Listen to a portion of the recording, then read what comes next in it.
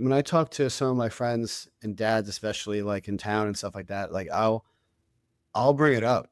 I'll Yeah, just be like, you know what? Like at the end of the day, like I'm just so grateful for that. And like you see, once I bring it up, the other dads are like, like they immediately go like, yeah, I right. completely agree with you. And it's not oftentimes where you can have that, even that 15 seconds of like real conversation where they're like, yeah, you know what? Like it's it's not that bad. You know, Exactly. it's actually pretty cool.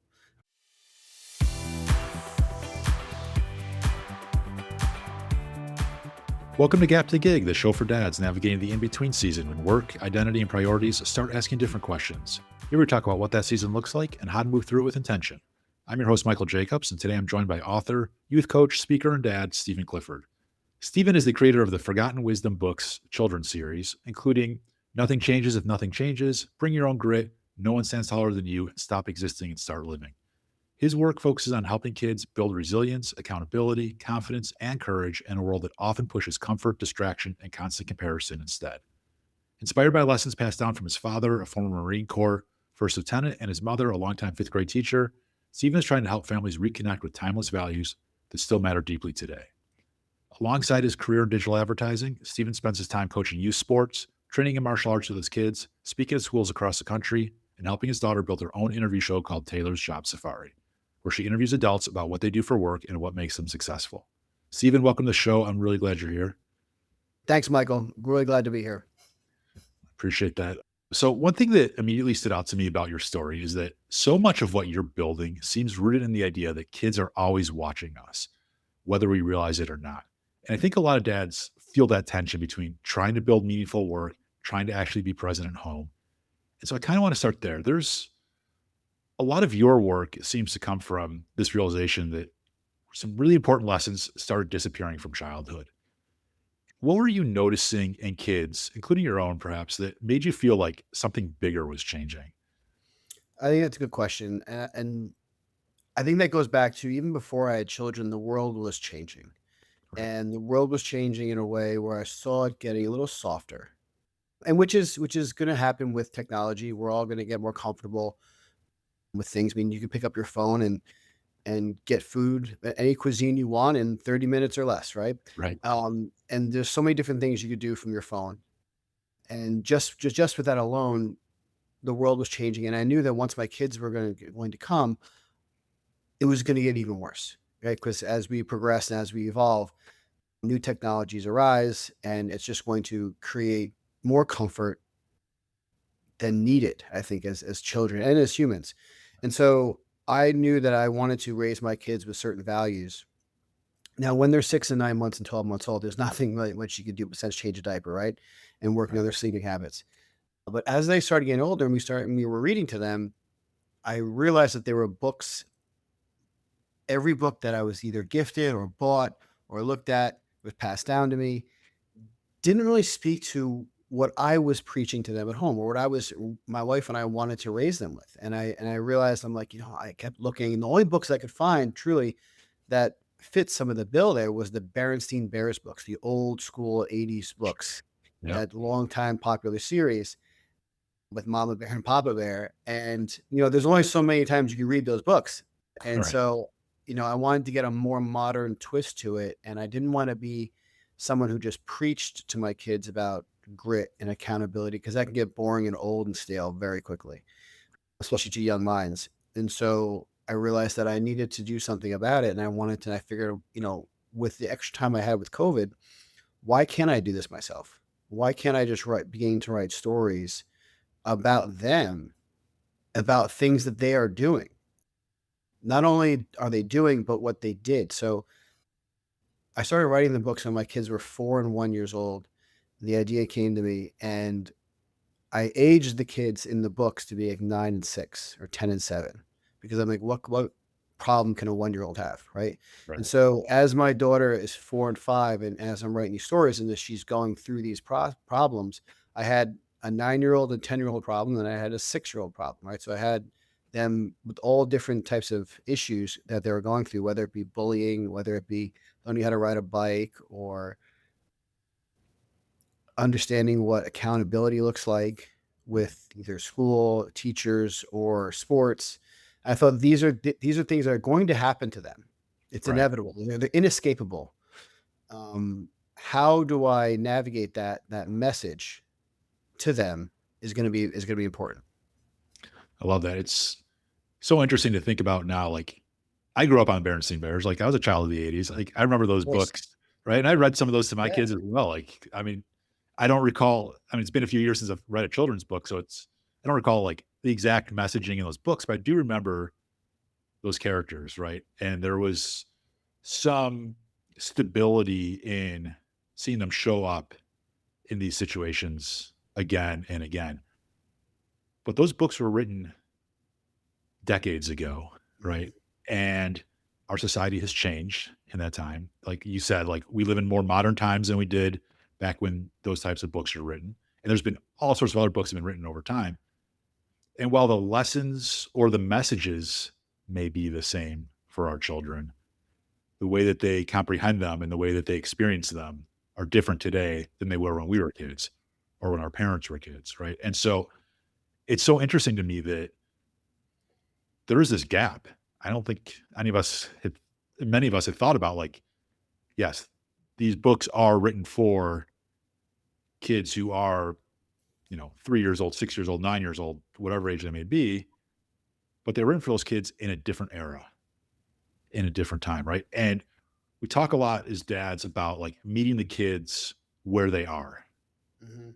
It's hard to meet them where they are when they are experiencing a different era than what we're reading to them, right? And so Mhm.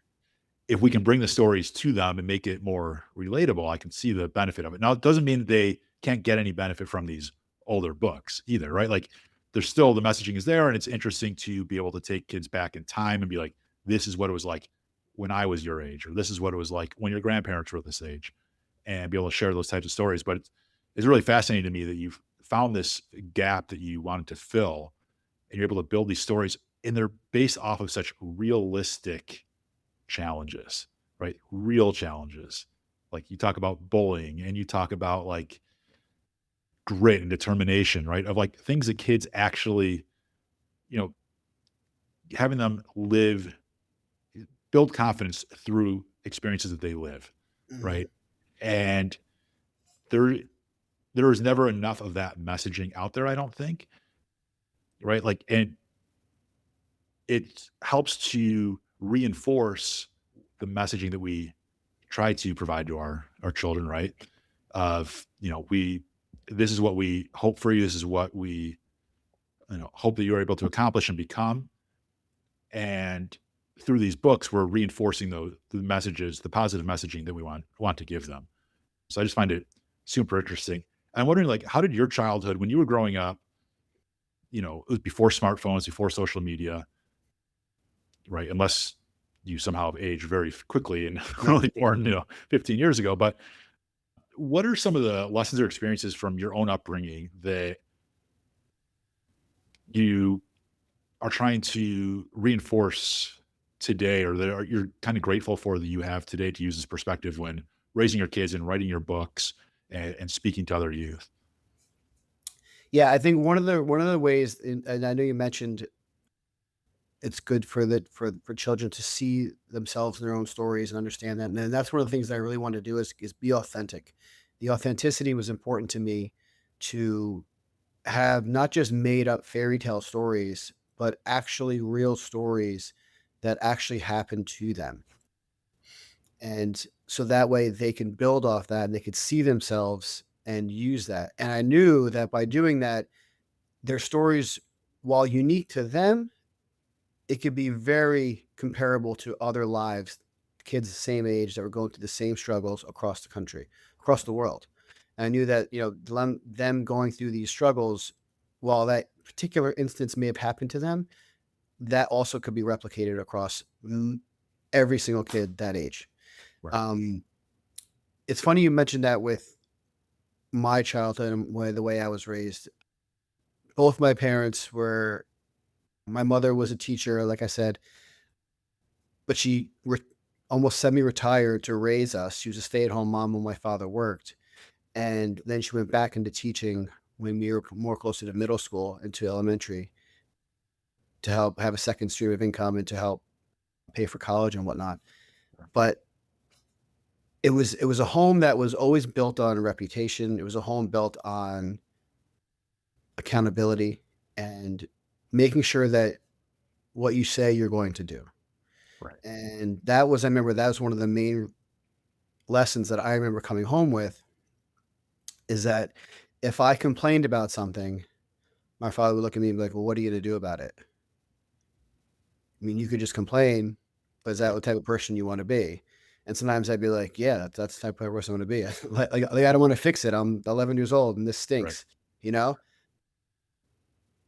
because the light bulb doesn't come on right away, right? Yep. For kids. And so, it's got to be beaten into you a little bit to the point where, like, or it's shown to you, here are the ways where here's the path. Here's the path you can choose, and you can choose either path.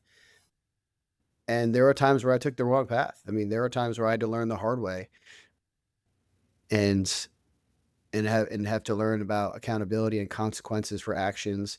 And it stung many, many different times. And so I think, you know, wanting to show my children the same path and not so much let them not fail like that's one of the things that I really wanted them to do. I'm beginning to write my sixth book, and it's called Failure is a Gift.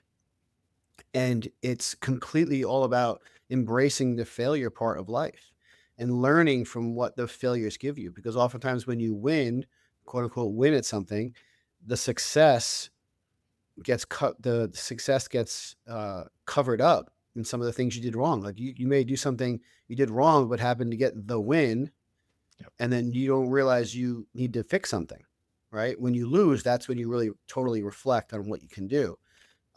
So oftentimes winning is a mask sometimes, and so we look for our kids to fail. My 7-year-old is playing baseball, and it is you fail a lot in baseball, For sure. so often, and he's having a tough time with it sometimes, and so one of the things a mantra we've created with him is that when he gets upset, he doesn't realize that when he gets it compounds the problem, right? It Right. makes it even worse. He doesn't make good decisions. He makes it worse sometimes. He'll say something, or he'll do something, and then he'll get more frustrated. And then all of a sudden he'll be in a bigger pickle, right? And so one of the things we started to say was, I'm like, when he gets mad, I'm like, are you a volcano? And then his response is no. And I said, then what are you then? And he says, I'm in control. And then he takes a deep breath, and like we have that automatic response. Like we coached him on, say, like, I'm going to say this. I'm going to say, are you a volcano? And you're going to say no. And then that initial part, he has to say no, and he has to mean it, because I said, I'm like, you can't say no and then roll your eyes and still be mad, right? It doesn't work that way. And like, so we've had to go through that because he's 6 and 7 years old. Right. So he'll get mad and be like, no, I'm not a volcano. I'm like, who's in control? I am. And you take a deep breath, and then he'll realize that, like, all right, this is the path you need to get over something. It's okay to be upset. We played baseball in a game, and he got up. There's bases loaded, 2 outs, and where he's in a league where they have kid pitches a few innings, and Sure. he had one pitch that was over his head, and the umpire called it a strike, and he's like, "What was that?" The second pitch, he fouled off, and the third pitch again was like at the brim of his hat or higher, and they called it strike three, and he was so pissed. And he's like, "That wasn't a strike." He turned around, and it was the end of the inning. He turned around, and he hit his bat against the pole, and was just like, and I was like, "Whoa!" And then his coach told me to back off so he could deal with him a little bit, and I took a step back. And then I looked at him as he went out to the field. I was like, "Are you a volcano?" And he's like, "Yeah." And I'm like, "Who's in control?" And I am. And we kind of looked at him and was like, "Don't let this affect you the rest of the game." And then after the game's over, we talked to him about it. I'm like, "Listen, there's gonna be bad calls. There's gonna be calls that you don't agree with. There's gonna be calls that that upset you, but you can't let that affect you. You can't let that affect to get upset more." And I think I had to check myself, because I reacted and I was like, "Oh," like that wasn't like we call him strike 3, I remember, and I think he looked at me reacting and got even more upset, like, "Oh, I'm justified now, my dad's upset, Right. and so now I can react," and I think that's a learning lesson for me is like I need to be I need what I am doing is gonna reflect on what his response is oftentimes. So that was a learning lesson for me, but 100%. These are things that I want him to learn at. We want him to fail. We want him to do this. And we did this many times in the book where we had, when we learned how to ride a bike, like we didn't give them training wheels. We had the little bounce bike for 3 months, and then we gave them their bike, a two wheeler, and I would just take their back of their bike and just hold their seat, and then just push them. Yeah. And you get a lot of squealing. You get a lot of don't let go, don't let go. And, they wouldn't go too fast or they would fall and, cut themselves oftentimes. But I mean, I think one time he kind of scraped his knee, but my wife and I wanted him to, and both of them, my daughter too, we wanted them to feel what it's like to fail and to have that healthy fear of this is what's going to happen if I fall. My knee is going to hit the gravel, my bike chain is going to hit my shin, all this stuff's going to happen, but this is why I need to correct myself. And so they're almost optimizing themselves in a way where it's not a completely safe environment. There Right. has to be some level of danger, I think, for them to grow. Right. I love all of what you just said. I mean, there's so much to unpack here. Like you met your son where he's at, right? With this volcano messaging, right? Like you found what on the surface is a simple sort of give and take, two sentence or two lines each conversation that you can consistently have that gives him a starting point to recalibrate, right? Of like, are you a volcano? No, and in one more sentence, one more call and response, and it's able to help him learn to start to self-regulate. Mhm. But to me, like the one thing that jumped out more than anything was something you said early on here, which was that you it takes time. It takes it, they don't necessarily learn it the first time you try to teach your kids whatever it may be, or guide them to learn some sort of lesson, right? It is something that has to be reinforced time and again. There needs to be consistency there of this is the proper way to respond in that type of situation. And it's tough, Michael, because you may think that you're not doing the right thing, Right. and because they're not responding right away to it, and then you're like, "Why am I beating a dead horse? Am I continuing down a path that is never going to work?" Right. Right? Is this not the right approach? And so Right. I wrestle with those thoughts late at night often because I think I'm I'm I'm I'm not the perfect father by any stretch. And so I'm trying to figure out ways that work and resonate with each child because each child is different. And so what may work with my daughter won't necessarily work with my son. So my daughter, if you are strict with her, if you are um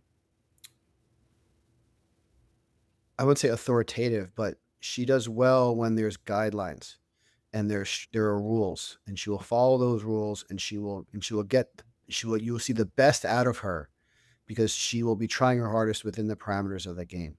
Sure. And I try so like we learned that in martial arts. Like if we have a coach who's just like lackadaisical and lets the kids do whatever, she will push the envelope and she will, you know, do what she wants. But if there's a sensei who's like, this is what we do, boom, this is where you need to be, this is how you sit, this is where I need you, she will do it. She will do it, and then you'll see the best athlete version of her. Right. She thrives I on tried that. structure. I tried that with my son, and he was like, "Get out of my face." Like Yeah. no. Yeah. He needs more positive affirmation. He needs more words of encouragement rather than, "Hey, you need to step it up and fall in line." He'd be like, "No, that doesn't work with me, and I need more like, hey, you know what? You're doing better. Good job." And yeah, there's a balance too because it's not all soft talk with him. Like there are times where I'll get on him, but I also need to know that, like, I need to balance it that and same with my daughter too. It's not all just like, "This is what you have to do," and then you fall in line and you're or like, follows order all the time. Like, it's a balance between the 2, but it's not 50-50, and that's what you Right. learn with the 2 children. It's like there needs to be a 65-35, a 80-20, like, you need to find that balance of how you deal with them. And I think that that's the challenge. It's also the fun of parenting too. It's just like when you think about it, there's such value, such weight that you're raising a child and you have such decisions that you're making for them and all with the best intentions. Right. But I know that doing too much for them and allowing them to fail is going to help them in the long run. Regardless if it's the right method of how I deal with it, allowing them to fail in certain in environments to then learn from that, as long as they have that mentality of like, I'm not a loser, I'm not a failure. This is just something that happens in life and how I respond. Another thing we say to them, and we say, you know, I say, everybody falls. Yep. And then his response is supposed to be, but the tough ones get back up. Right. And so it's like in life, everyone falls. Everyone falls. But who gets back up? Right. You look around the world and you see people, some people didn't never got back up from when they fell. Right. Some people are still walking around and never gotten back up. And so we always tell my children, but what do Cliffords do when they fall? And like their response is they get back up with like these little like sweet voices because that's what we try to emphasize in them. And I know that when I'm not there, if that happens, that third voice in their head, will kick in. And Yep. I think that's the goal is to be like, what do we do when we fall? Tough ones get back up, and they can whisper that to themselves. Yep. And so that's the different things that I walk through in my mind. I love that. I like how you recognize that everybody's different. Each kid is their own person, right? They have their own personality, their own motivations. And like you said, like your son might need doesn't thrive as much on structure as your daughter does. Your daughter prefers a little bit more structure. Your son might need a little bit more positive reinforcement, right? And I think what I found with my own kids is my kids couldn't be any more different, right? Like they are into different things. Yes, they have some general stuff in common. They both like to hang out with friends and things like that. But like my daughter is in dance, my son is in hockey. Like those are two very different Oh yeah. sports, very different activities, right? And how they spend their time is very different. But that also changes over time, like what they need, what they kind of like. Yes, my son used to be better at when I would with structure, right? And as he's grown older and now he's going off to college, structure doesn't serve as a great motivational factor for him anymore, right? Yes, he structure does help him to in some degrees, but I think in a lot of ways now he is looking for there are different things that motivate him than like saying, okay, this is what you these three things, need to get done today. Like these are the goals for the day. That now is more of a wait, I kind of he responds with like, I'm my own person now. I know how to figure out what I need to get done and when I need to get it done. If you Yeah. tell me these three things, those are the three things I'm going to avoid.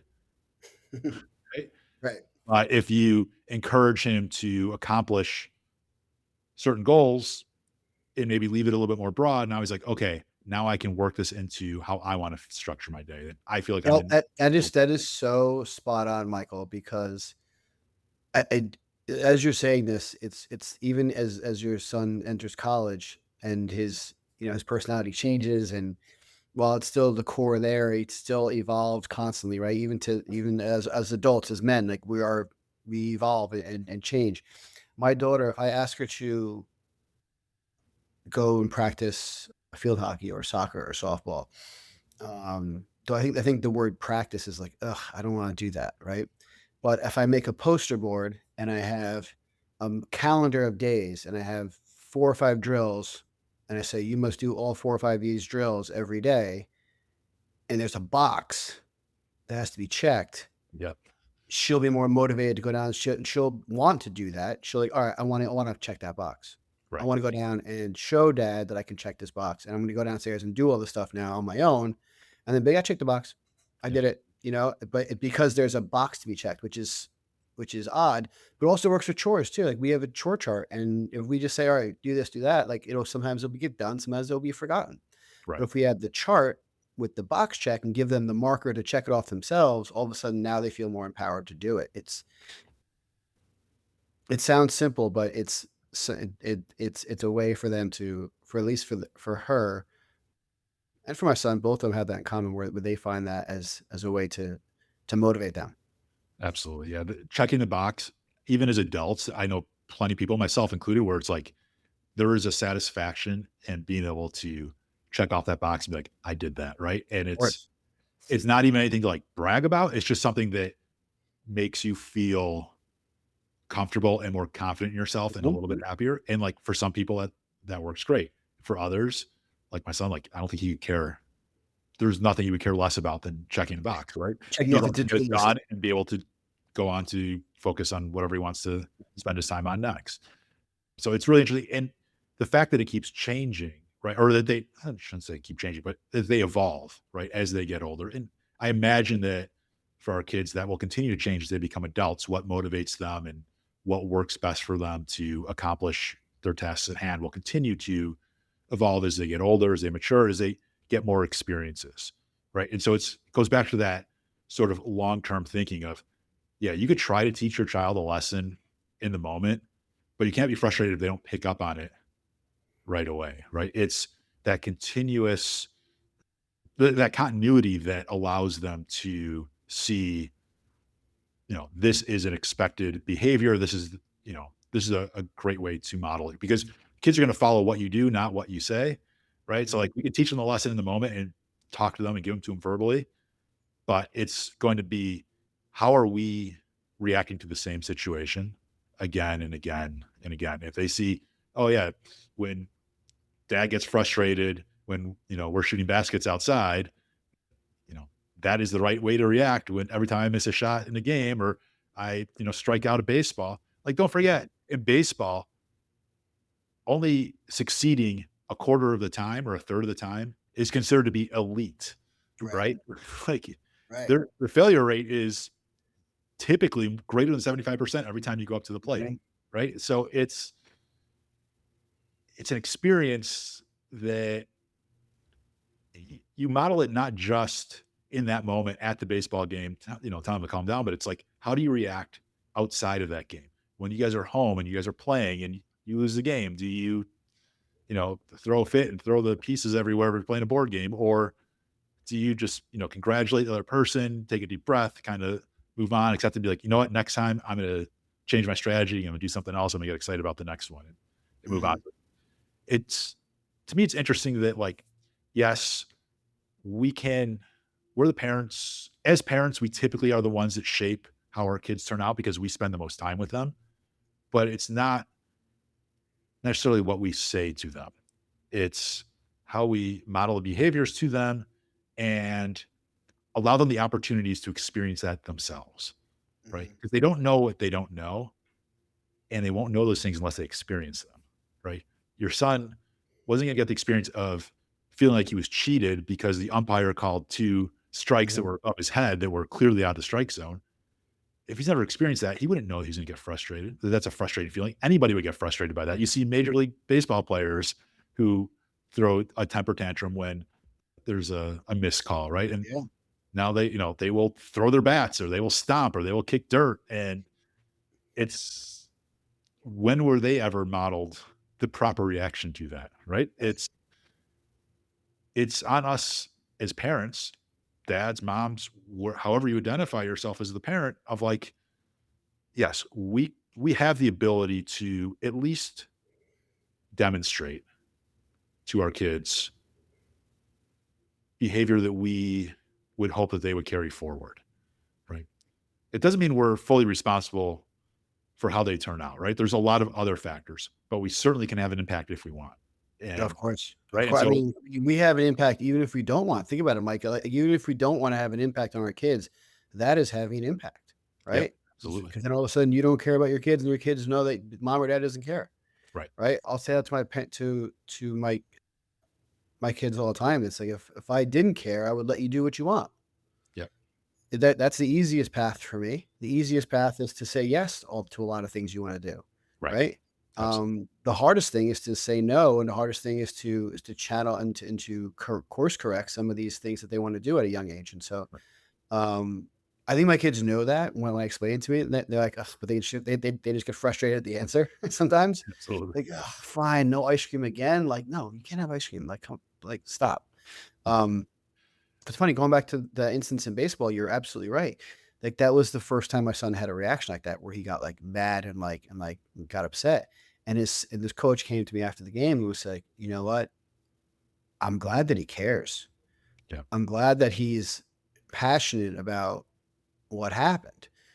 We just need to channel it in a way where it's fuel for him, and Right. he can take it out in the field and use that to make a play and get angry at the call and be like, "Oh, yeah, I'm gonna show you now, and I'm gonna focus more and get better," rather than, do something that's gonna compound things. And I think channeling that energy and that passion that all these kids have is a challenge. It's like you have to funnel it in different ways, and they're very malleable in that sense. Yeah.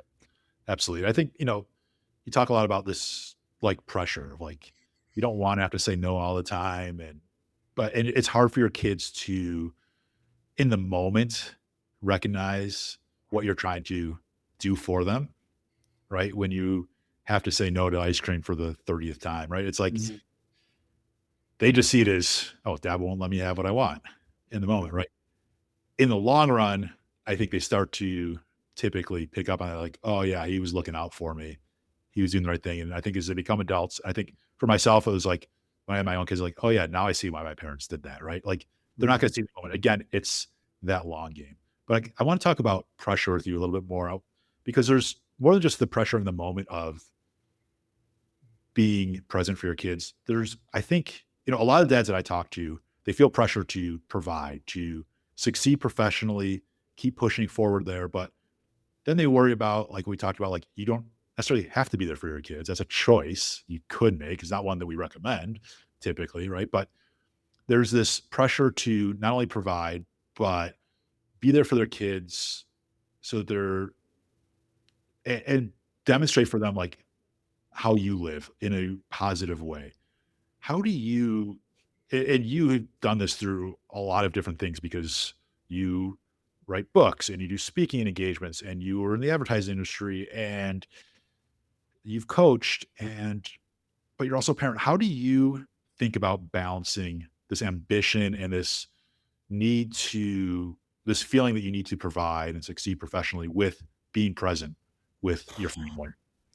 Michael, this is such a great question because I was just thinking about it this morning, and I was actually talking to a friend about this because I haven't seen her in forever. It was a friend when I was in 5th grade, and she texted me about something and about hanging out with all of our high school friends, and I was talking to her about balancing this exact same question. So I have I think one of the toughest things for me is balancing gratitude with the want for more. Mm, And so I am I am built in a way that I've always wanted to prove people wrong or prove myself I could do certain things and do that and want want to succeed in different avenues in life. And sometimes I forget to sit back on the beach and just look at what I've done, right? right. And look at what I have, Yeah. and be grateful for what I have and how so many people would love to be in my shoes, to be healthy, to have a happy marriage, to have 2 beautiful children, to have a good job, to be able to do different things with your children, to create this new show with my daughter, to practice martial arts, be healthy enough to do that, to be able to go on vacations, to do different things that I've worked hard to earn, but then I'm still struggling with, I need to do more. I need to give more time to my kids so they can get better at this. I need to spend more time on myself so I can still get better at this area of my life. And this area, I'm not doing enough here. I'm not doing enough here. I need to do more. We are homeschooling my daughter here for the first time this year, and my wife has put a pause on her professional organizing business. And so my line of work is the single income for the household. And so there comes a certain amount of pressure with that. Um, and I need to make sure that I'm putting enough time into that first and foremost, Right. and then what's left over for everything else. And so but that's a priority too. So there's so many different priorities and there's level of changes. And I think that balance of wanting more, but then also sitting back and be like, man, I should really be grateful for what I have. I should really be grateful for all the things that I've done already and for what I have currently in the moment. And so many people have less and are still happy, Yep. right? I mean, I don't have the answer. It is a tough balance for me to I think faith oftentimes gives me that level of balance, Sure. being able to pray. That kinda level sets me a lot. I think one of the things that one of my favorite sayings is that, both faith and fear ask you to believe in something that you can't see. You just have to choose, right? And so it's that level of, am I gonna be scared? Am I or do I believe in myself, or do I doubt myself?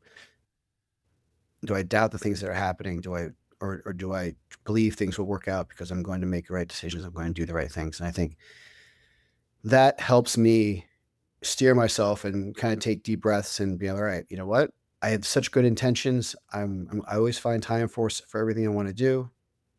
I'm going to make the right decisions, and everything's going to work out in the end. Um, rather than continue to doubt, continue to be upset, always be, you know what? I missed the boat here. I missed the boat there, or something. I need to put more time into this, and I think that is healthy to have. I think it's healthy to want that. I think a lot of times I'm not the type of person to be content with my life at 45 years old and be like, "This is I'm not gonna do anything else in my life, and this is who I am, and I'm just gonna coast." Like, that wouldn't work with me. Like, I Right. think at 55 and 65, I'm still gonna wanna do crazy stuff. Like, I was talking to my wife about running with the bulls in Pamplona. Like like I don't know, just why not? And maybe I don't do that till I'm, like, 52, but, like, maybe I'll do it one day. But it's not a priority, right? But something that I think I'm always gonna wanna try to do some different things, and then also bring my kids along for some of these different experiences. That has to look back and be like, "You know what? I have is pretty cool." Like what I have with my kids, they may not be the best at everything, but damn good I love them, and they're good at what they do, and I have to go back and forth with that. So it is a tough balance between being that sole provider, being that provider for your family, being that protector, wanting more for them constantly, Right. but also sitting back and be like, you know what, like you should be pretty happy with what you've accomplished, Absolutely. and the future is bright, depending upon what your attitude is. Right. If your attitude is then your future is not going to look at as good as going to turn out that way. Yeah. You know, So well there said. there are dark times that come for all of us. Yeah. Especially when we talk about gap to gig. Like there are times when I've been unemployed before too, and it's that level of doubt, of course, creeps into your head. Right. Um, but letting that stew and letting that fester is not going to help you in the long run, and you have too many people counting on you to let it happen. Yeah. Absolutely. Very well said. Appreciate that. What I find so important in what you said, I mean, there's a bunch of stuff, but a couple of things that kind of jumped out at me is one is you do need to take care of yourself too, right? And you do need to do things for yourself because I say this a lot, but there's kind of like there's three pillars. There's yes, you have to provide, you have to or most likely have to provide, and you might need to get a job, or unless you're a stay-at-home dad, in which case that's a job in itself also. But so you need to do work, and hopefully it's work that means something to you, right? You also want to be present there for your kids and your families, your spouse, your people that matter to you most, extended family and friends, whoever it may be. But you also have to take care of yourself. That's the third pillar, right? If you Mhm. don't take care of yourself, it's really hard to be there, be present for others and be active with them. And it's really hard to succeed in work that means something to you if you don't take care of yourself. But the part that I think that really strikes me right now is when you talk about gratitude, because I think for dads, it's something we gloss over quite Ah, a bit, right? We just yeah. don't talk about it. It's not that, maybe there's that stereotype of being the manly man, right? And it's like we have to, be tough and strong, and gratitude is can be perceived as soft and maybe the opposite of that. Mhm. But at the end of the day, for me, it took me a while to get to a point where I can be grateful for what I have. But for quite a while now, I feel like I try to appreciate what is in front of me, what I have, what I've been able to accomplish, the people around me I care about. Like being grateful for those types of things is more valuable than any confidence I might have because it is a way for me to connect, right? When I show my appreciation for those I care about, it helps me connect better with them. Mhm. But it also satisfies something for me internally of, yeah, you know what? It calms me to be like, yes, things as rough as they may be in any given moment, I still have a lot going for me. I still have 2 healthy kids. I still Mhm. have an amazing spouse. I still have great friends. I might not talk to them as frequently as I'd like to. Mhm. That's something I could, then it kind of motivates me to like, oh, maybe I should reach out to somebody and just check in. Right. But that gratitude, that appreciation, it's something that, when I talk to my friends that are dads, we don't talk about like what we're grateful for, right? We're talking about sports or we're talking about whatever's going on in the moment. It's rare that we're like, I'm just so grateful. You know what, Mike? I try to do that because you're right. You're 100% right that men don't do that. They almost seem as a sign of vulnerability or something where they could be content with something and they shouldn't be content and they should always want more. And yes, and that's the balance again. Um, but when I talk to some of my friends and dads, especially like in town and stuff like that, like I'll bring it up. I'll Yep. just be like, you know what? Like at the end of the day, like I'm just so grateful for that. And like you see, once I bring it up, the other dads are like, like they immediately go like, yeah, I Right. completely agree with you. And it's not oftentimes where you can have that, even that 15 seconds of like real conversation where they're like, yeah, you know what? Like it's it's not that bad. You know, Exactly. it's actually pretty cool. Right. And, what's the bigger picture here? It's not that my son hit a triple. It's the fact that, he has a home that loving you and he's doing the right things and he's going to be a good person and he's on his way to building that solid character that you want for him in life. Yes, there are going to be times when he hits that big hit and I'm jumping off the ground and I'm like, yes, finally all the work we've done and it's coming out. Like, there's no shame in that. Like, of Right. course, like we want that. But at the end of the day, it's like, what are we really hoping for? We're really hoping to build out these huge, amazing humans to then them raise amazing humans. Like that legacy, that bloodline that we look for. It's like that's the point of this. The point of this is to have them become these humans that are going to make the world better, and then their impact on your grandchildren and your great grandchildren. Like that's the thing that's so cool about being a parent and being a dad. It's like you can have such impact on people you haven't even met yet. Like and that to me is something that I think about too. It's like what I'm raising my son, I'm raising my daughter, and I want them to have these values and I want them to understand it and be at their core and deep inside of them. So then when I am 65, 75, 85, and I'm dead, and they are now raising, so they could be a grandfather and grandmother and look back at their grandchildren because of things that we did when they were 9, 10, 12, 15 years old. Right? Exactly. It's Yep. like that to me is a motivator and a forward thinking thing that I often think about. And it doesn't matter if he hits a single or a double today. It matters like what he's going to do with his children and what they're going to do and how they're going to raise them and what the world's going to be so different then. But what core things can we carry with them to make them into better humans? Exactly. That is, to me, that is my purpose as a father, right? Is to show them the opportunities that they can make the world around them better, right? I know that they are probably not going to cure cancer. I know they're probably, not going to single-handedly bring world peace, right? But they can accomplish things and make the world a little bit better place for themselves and for those that they're surrounded by, right? And to me, that is like the ultimate goal. But what also I want to highlight because I think is one of the most important things that we talk about is like you mentioned that when you talk about gratitude with your friends, they embrace that, right? Like you said, it can just be a quick 15-second thing of like, Oh, yeah, you know what? I'm grateful for that too, right? It's not something to shy away from. It's not Mhm. something to be afraid of, to share that gratitude, that appreciation with those around you. And yes, as men, we don't typically talk about that enough. But I think the point that you brought up here is that it's okay to talk about it. It actually is very valuable, very beneficial. And that doesn't just help you because you showing that appreciation brings some sort of satisfaction and meaning to your life, but it also helps those around you to be like, you know what?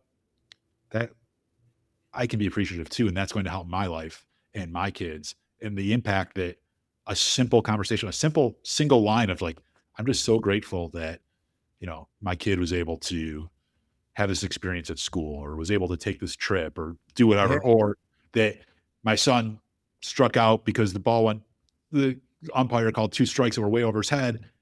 And you know what? The next game he turned around and got a triple. And it was like, he was able to experience that not everything that ends badly actually ends badly. It will Mhm. come around, right? And like, I'm just grateful he had that experience. And another dad will probably be like, yeah, you know what, that happened with my kid too. And like, I didn't realize in the moment, but now I'm like, yeah, I'm grateful that they were able to do that too.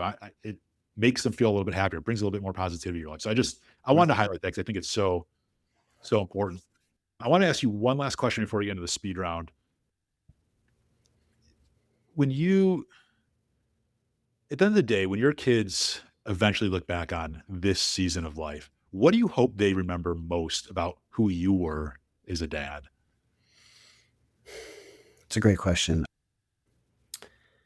I think what I would love for them to look back on to me is to someone who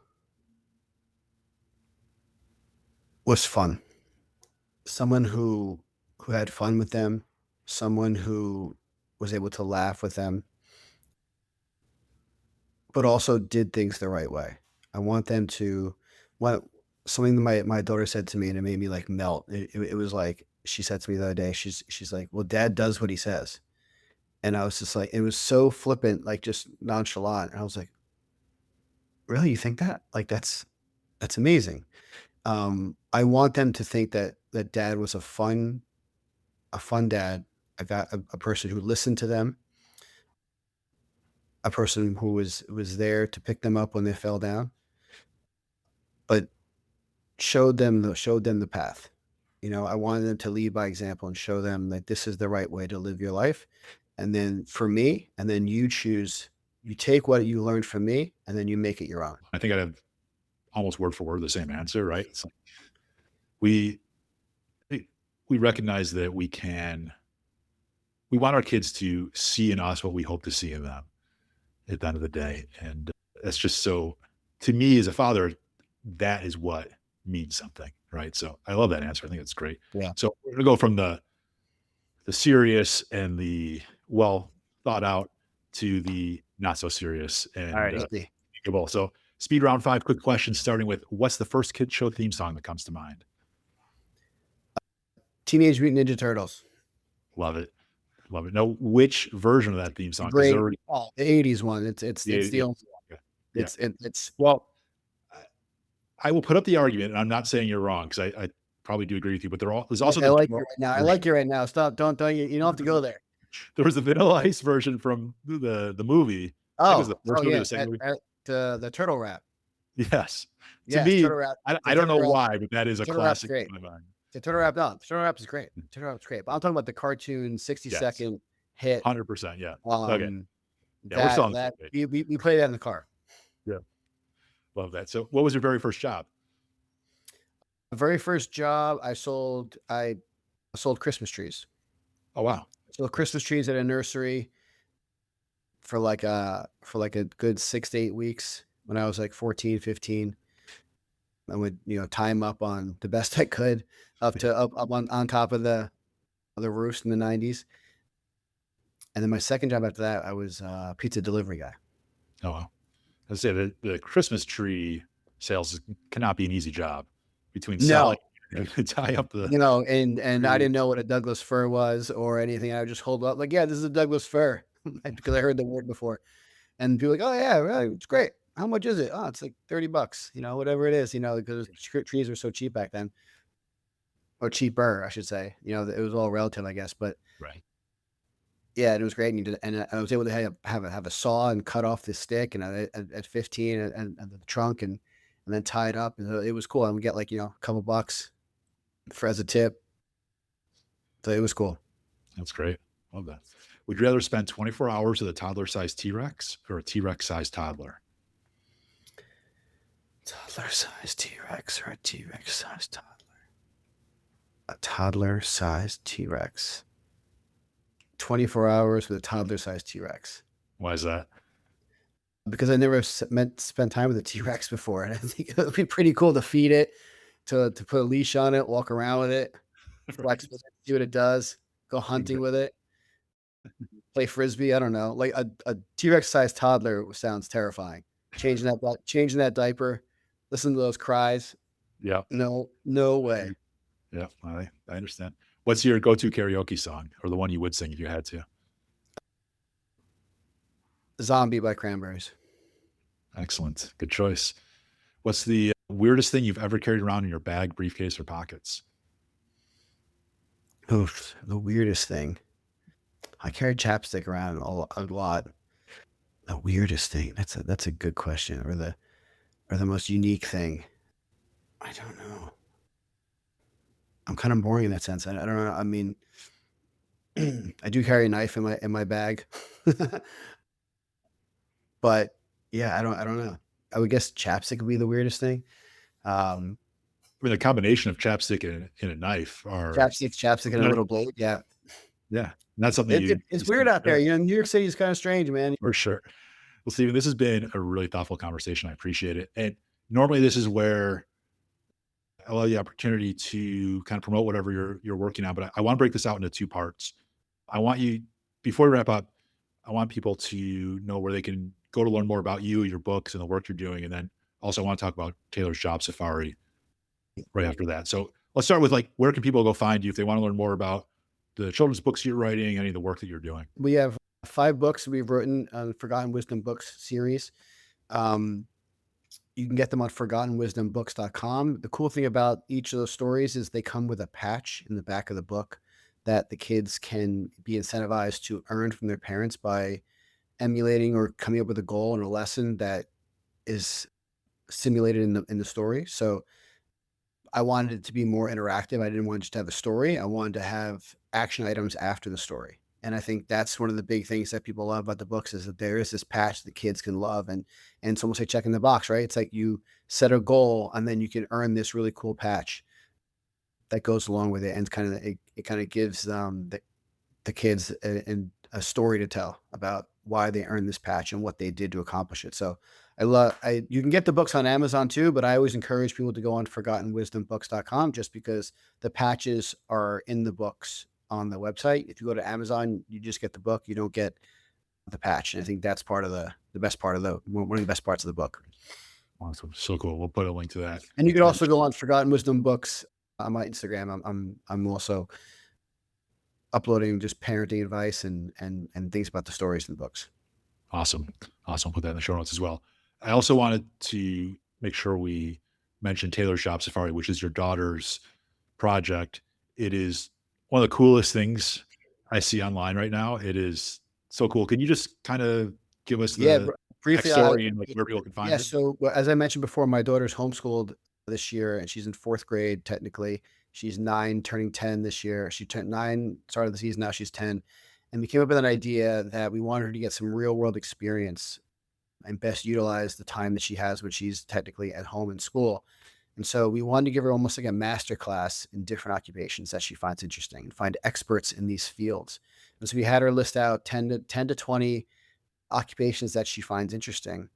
And then she would do research on those occupations, whether it be news anchor or dancer or plumber or firefighter or a chef, veterinarian, all the different types of people. And then we would find them in the real world, find an expert who is a veterinarian, who is a news anchor, and then we would go and interview them like Taylor, like my daughter would. So my daughter's name is Taylor. We call it Taylor's Job Safari because she's literally going on completely different jobs and almost doing a day in the life of what it is. And so, most recently we did a hostage negotiator SWAT team.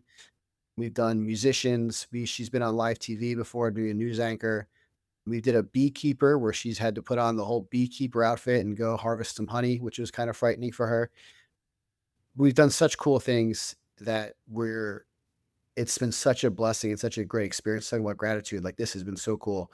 She's a helicopter pilot. We are doing in the future, we have a pediatric oncology nurse we want to do because she wants to meet people that are helping sick kids with cancer. And so she wants to go and talk to them and help promote them and what the work they do. Um, we've done so many different angles. She's done a blue collar plumber before, like, and she's done a celebrity chef. Like she's done where she runs the gamut on and not only is she running the different models of people that we're talking to, but we're also curating it too. We're also saying, hey, what about this job? This job would be really interesting to do. Like for the hostage negotiator, we went, how do you talk to people that are extremely angry and stressed out? And how do you get them to calm themselves? And how is that relatable to kids? Like when kids get super angry, how do you calm them down? How do you get them to understand that you're not making the right decisions when you're upset? And so we take a serious topic like that and then try to change it so it would almost be how for kids. And so it's such a fun thing, and you find that on Taylor's Job Safari. We're uploading episodes now on YouTube. Like she did a UFC coach where she got into an ice bath.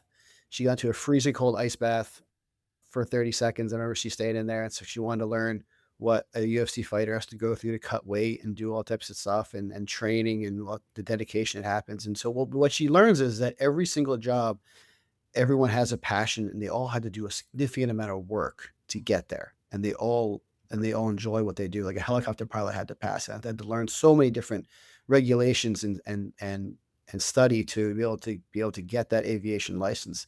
The plumber has to learn all the different things for safety protocols he's the unsung hero of today. When there's a flood in the house, if there's something wrong, like you're calling Super Mario, you're calling the plumber to come and helping you out. So I try to highlight a lot of these people and to have a new appreciation for what they do. And many times they're unsung. And so we want to get them their day in the sun. It's awesome. I love everything about it. I think it's so fun to watch, so interesting, and Thank it's family friendly. It's just so great. And so that's Taylor's Job Safari on YouTube, Instagram. Yeah. It's on Instagram and YouTube.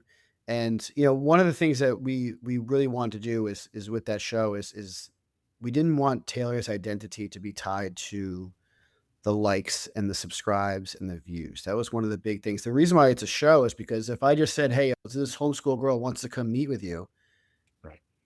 they'll be like, "No, we don't have time." But if I call it a show and I say, "Hey, we're going to film it, we're going to interview you," people make time.